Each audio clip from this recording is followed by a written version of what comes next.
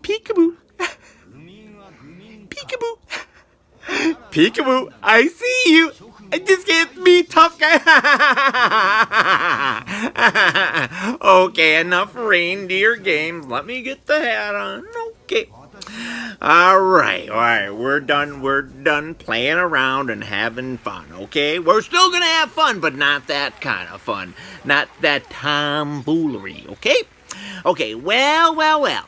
After all this time, I am finally reviewing Persona 5.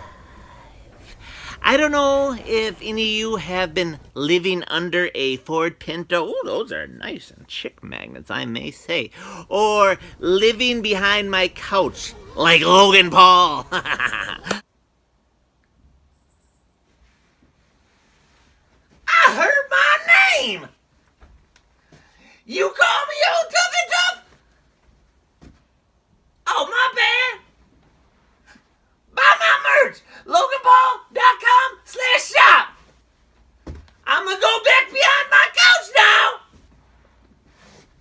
But Persona 5 is really the premier JRPG of 2017. Well, heck, it's probably the premier JRPG, that's Japanese role-playing game for the humans that don't know. It's probably the premier JRPG of Generation 8 of the consoles. Everybody is saying it is doggone good, and you know what? It's pretty amazing. It's actually the best JRPG I have ever played in my life, edging out Ni no Kunai for the PS3. So obviously, I'm finsta tell ya to buy it, cause it's swell and it's first degree neato. But here is the thing with Persona. I'm spitting all over the place like I'm some hillbilly spitting out his chew. Anywho, Persona 5 is a niche title, and there will be a lot of people that just don't like this game, cause it's wacky and weird, man. I mean, not only is it a role-playing game, it's a social simulator where you get to play the life of a high school hoodlum. Okay, so when the game starts, you get to name your character. I named my fellow Gunther McTunney. Because I have always wanted to have that name, so I lived vicariously through him. In Persona, I got to live in a dusty pussy of an attic, and I brawled with a child molesting gym teacher that wore pink bikini underwear. He ain't that different than me. Just to clarify that last statement I meant, I was only referring to the pink underwear part. Here's a picture to show you what I mean. Yes. I got to put these hands on a wholesome gangster with a Terry Hogan mustache. Also, I found love with a hermit that has not left her room in 8 years, and she only eats banquet chicken dinners. I made that part up about banquet chicken dinner. Wait, don't leave, don't not buy the game. I know a lot of you are like, hey, if that game doesn't have banquet chicken dinners, it's a deal breaker for me. And I used to be like that, but hey, it's still a great game, so bear with me. I was able to do everything I just mentioned. I was able to do in Persona, and I was able to do a whole lot more. It's not your average drag queen of a game. This isn't going to be a game that everyone beloved, like Superman 64 or Leisure Suit Larry. Then there's no time to waste.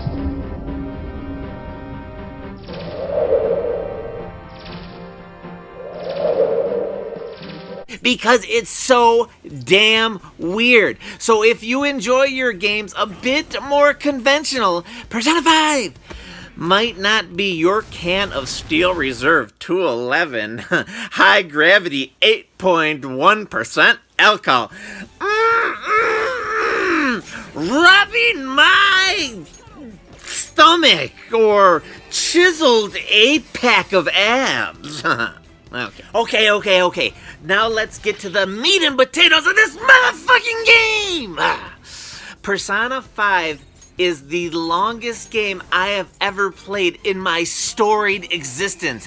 I put a whopping 193 hours into this game, and I did everything this game had to offer battle-wise. I know what a lot of you are thinking. You're thinking, hey, tough fellow, maybe you could have completed the game sooner if you weren't sitting on your thumb experiencing oral stimulation.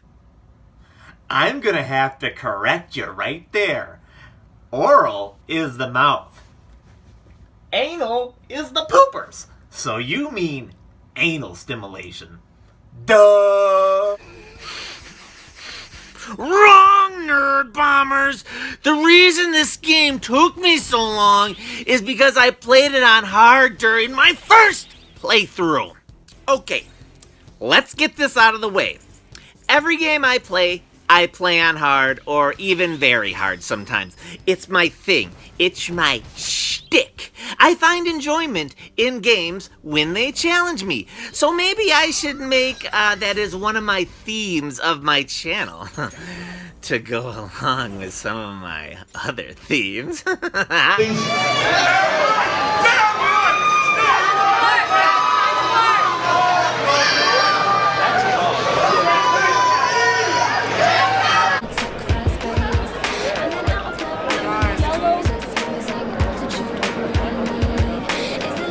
Everybody knows me, Gene. When it comes down to the nitty-gritty, dude, you might as well throw the rule book out the window. We're talking about Survivor Series. That's why when we get in there and it gets crazy, anything goes, brother. And that's also why my maniacs have been hanging out on Venice Beach. Whoa, Nelly! I'm a very cultured fellow with interests galore. Anywho, as I was saying, I played this game on hard, and it took me almost 200 hours. And what is amazing is that this game almost has no filler. No, Nino, Kadora! I just made that last word up. This game doesn't have side missions per se. It has something called mementos, which I guess could be viewed as optional, but to get to the final boss, you have to travel through all the memento areas, so they really aren't out of the way. In 2018, for an RPG not to have any filler or any bullshit fest quest or clean my toilet with my special toothbrush that I left in a cave 5 years ago quests are unheard of. All games do this, and Persona did not, and I feel they should receive some sort of reward or award for not traveling down such a common path. Maybe we could send them Campbell's soups and Kool-Aid's proofs of purchase for like a week. I'm sure only half of you are gonna get that reference or joke. Okay, now despite me spending an insane amount of time with the game, I didn't even come close to doing all the social things available in it. Heck, I don't even know if I even unlocked all the areas, for Pete's sake. This game is large and in charge, girlfriend. If this game were a man, it would be Michael Moore. Whoa, he's fat. He probably likes Big Macs. Hey, did you guys hear that McDonald's is done serving, is going to start serving water with their Happy Meals?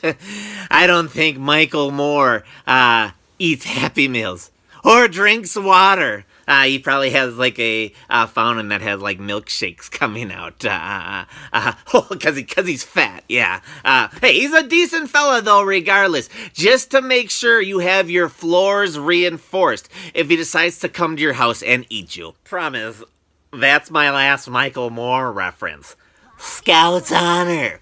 Okay, along with accomplishing the incredible feat of having no filler, this game also does something else amazing, and that is making you care about your characters. I have not cared about my characters this much in an RPG since Phantasy Star 2 for the Sega! The combat is a turn-based system, so you will always have 3 members on your team, and the way the game lets you into your teammates' lives is amazing, or amazeballs, as the missiles would say. There were teammates I liked more than others, but there was not one teammate I didn't want on my team. Well, that's not true, but the person I didn't want on my team turned out to be Mr. Snitchy Pants, but I won't spoil anything because the spoiler police will ram me up the goat ass. Again. The NPCs in this game are incredibly well written as well, and they all have a use. The more time you spend with them, the more you unlock special tactics or items or gear, which all can be used in battle. Everything serves a purpose, and without a doubt, everything you unlock, because this game comes absolutely brutal at the end, so you want to do as much stuff as you can. Last but not least, I always wanted to say that in one of my videos. I guess I can check that off the list of Old Tough Guy's accomplishments. Last but not least, what made me fall in love with this game was how I always had to strategize when fighting. That's right, had to use a noggin. On hard, this game never lets up, and every boss battle was an epic strategic encounter where I had to use every trick in the book to win. All items are incredibly useful, and when you get towards the end of the game, I can't stress enough how important they will be. On hard, you don't want to use these unless you absolutely 100% need to. Again, I played this game on hard. I don't mean to beat a dead horse, but I keep saying it, and I have a feeling I could have ran through this game relatively easy if I would have set it to normal. But as I said, I don't play games on normal, so old Toughy Tough won't hold that against Persona 5, and you should not either, because none of you are the incredible pedigree of Tough Girl when it comes to gaming. Or life, for that matter. Smug and pompous face.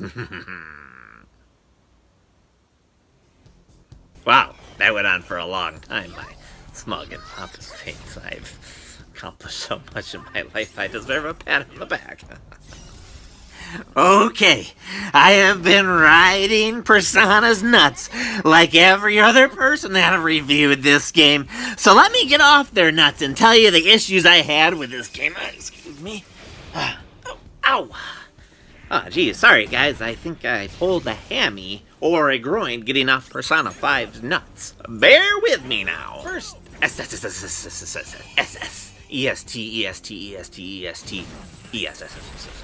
Okay, first, I'm done.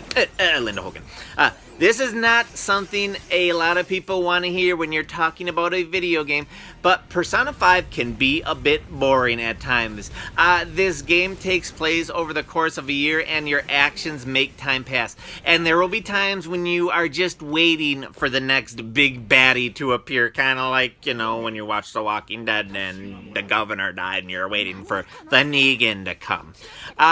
A lot of times I wanted to fight, but I just had to hang out with my broskies. And I rather would have been doing something different with my time. Now, it was nothing where this game felt like a chore to finish. I'm looking at you, Assassin's Creed Unity. But there were times I wish I was doing something different, but I could not due to the time restraints. Huh. Okay, now issue number deuce. My Spanish language subbies, can you please timestamp deuce so our USA speakers know what I'm saying? I'm a learned motherfucker! Okay, number 2. This actually bothered me a lot more than number 1.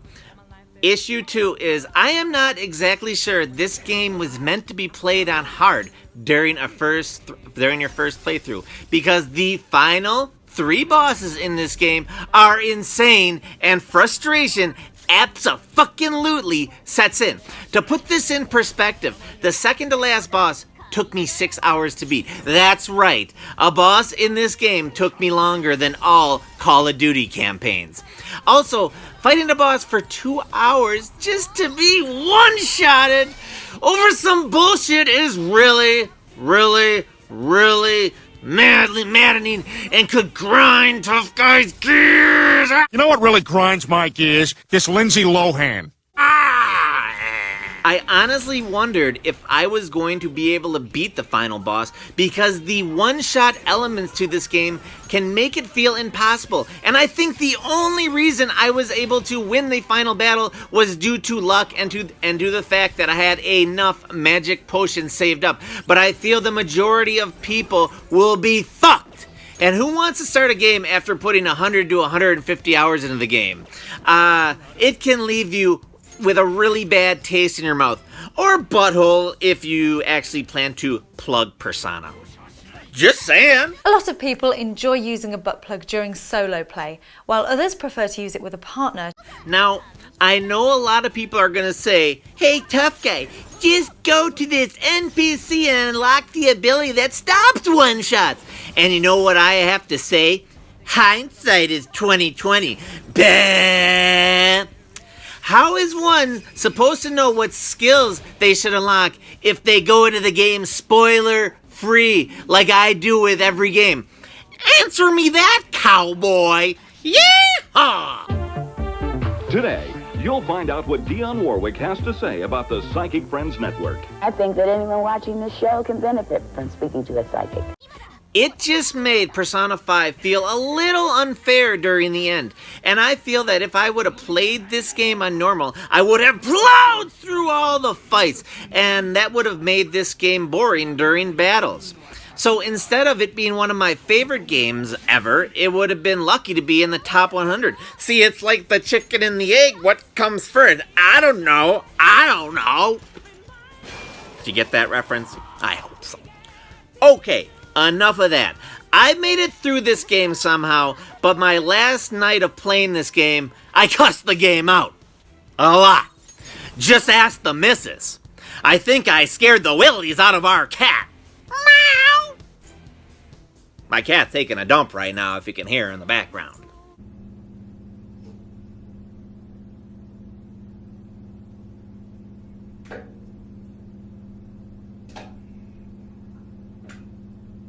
On her brain.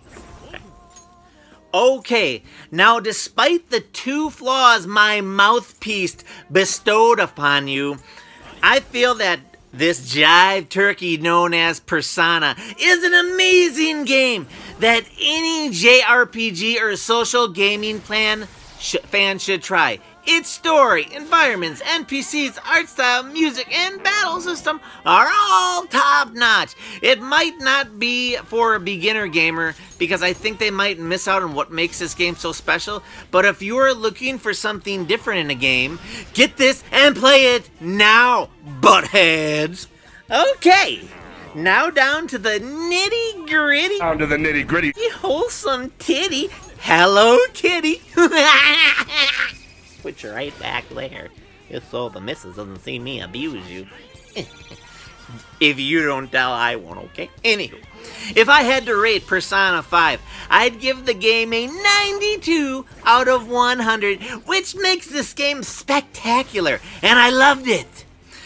On my list of all-time games, Persona 5 is my 17th favorite game out of 321 games, which makes it puts it right behind classics like Batman Arkham Asylum and Need for Speed Hot Pursuit, which happens to be my all-time favorite racing game.